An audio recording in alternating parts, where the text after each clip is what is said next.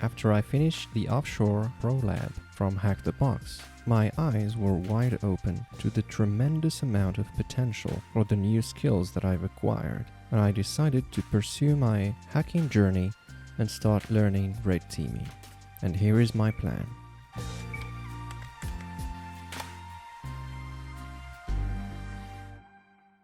Hello ethical hackers, bug bounty hunters, and security enthusiasts. Welcome to the Hackerish YouTube channel, in which I share content about ethical hacking, bug bounty hunting, penetration testing, red teaming, etc. In this video, I'm going to talk a little bit about red teaming and why I want to pursue it, and I will share with you how I think I'm going to build my skills and have expertise to become a red teaming operator. But first of all, let's talk about what is red teaming.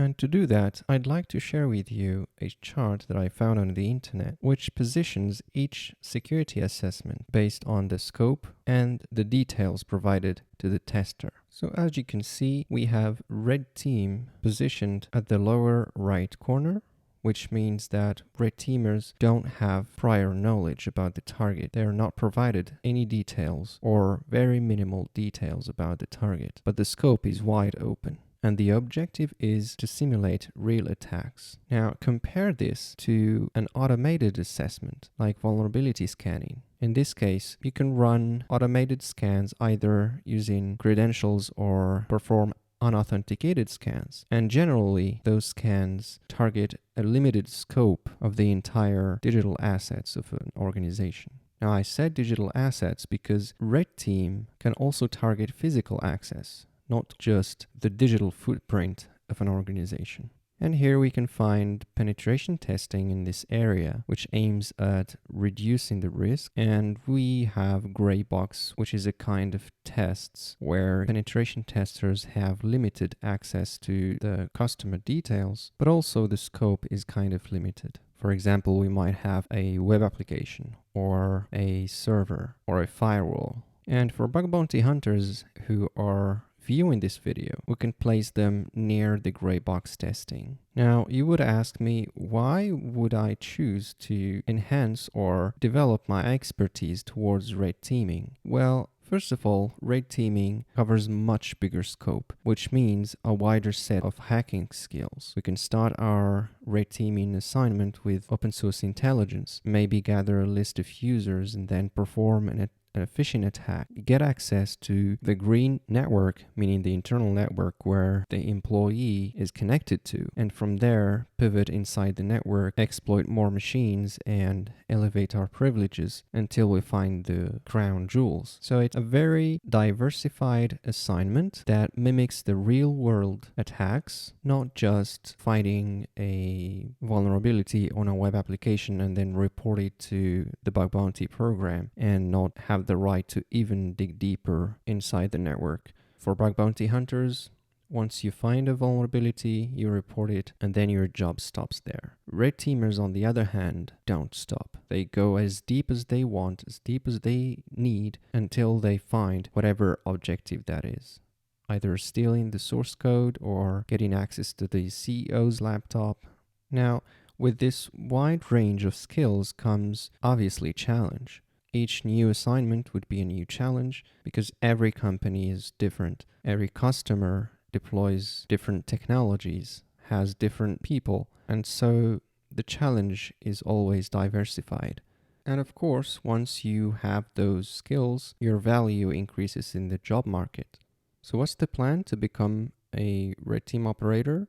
Well, personally, I like to practice on hands-on labs. I even deliver trainings based on hacking labs like the free hands-on OWASP Top 10 lab, which you can find on thehackerish.com. I really don't like theory only. I don't like courses that talk about the theory and that's it. I really like to get my hands dirty, and so I think that I'm going to target some certifications that provide such labs.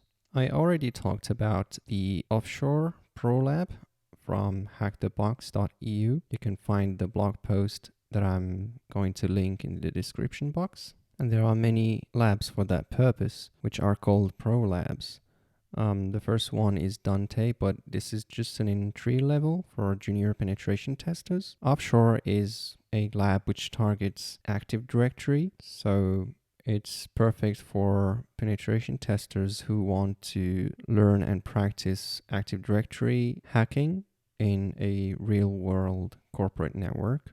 There's also Rasta Labs, which is a virtual red team simulation environment. This lab includes a typical red team assignment that covers phishing and abusing misconfigurations inside an IT infrastructure. And then we have Cybernetics, which is a Windows Active Directory lab environment, but it's fully upgraded and greatly hardened against attacks. So it's designed for experienced penetration testers and red teamers.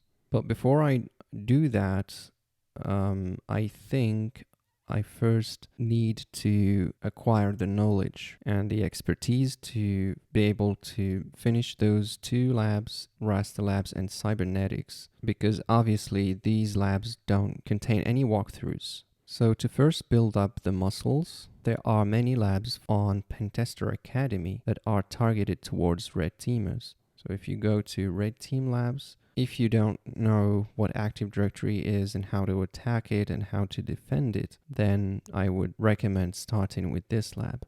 However, I think I'm going to do this one, Advanced Red Teaming Lab, directly, which, as you can see, contains an Active Directory system with a forest that contains many child domains, but I think they provide only 3.5 hours of video course material.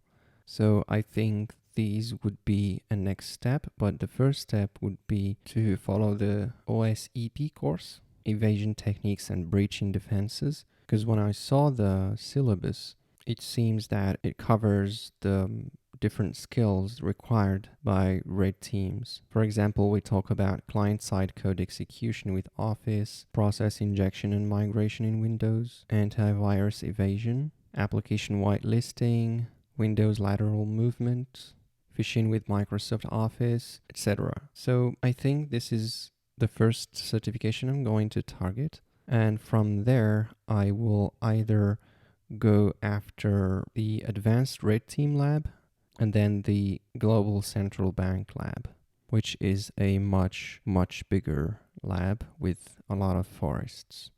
And then maybe I would then tackle Rasta Labs and then Cybernetics. If you are an established red teamer watching this video, I would like to see your suggestions in the comments below.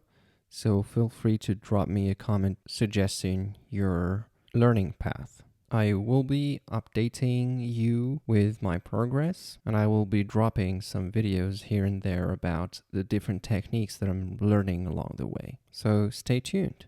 If you found this content helpful, make sure to like, comment, and subscribe to this channel so that you get updates whenever I publish a new video on ethical hacking and bug bounty hunting. If you're new to hacking and want to learn the basics, check out the free OWASP Top 10 theory and hands-on training on thehackerish.com and apply your knowledge on the lab which supports it. If you enjoy learning with videos, I invite you to watch the OWASP Top 10 YouTube playlist. However, I encourage you to first try to solve the lab exercises so that you don't spoil them. Don't forget that there are supporting blog posts for most of the videos you watch on this YouTube channel. I also encourage you to subscribe to the Friday newsletter on thehackerish.com to gain some new hacking knowledge at the end of the week.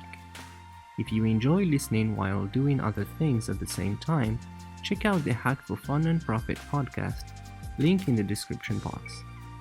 Until next time, stay curious, keep learning, and go find some bugs.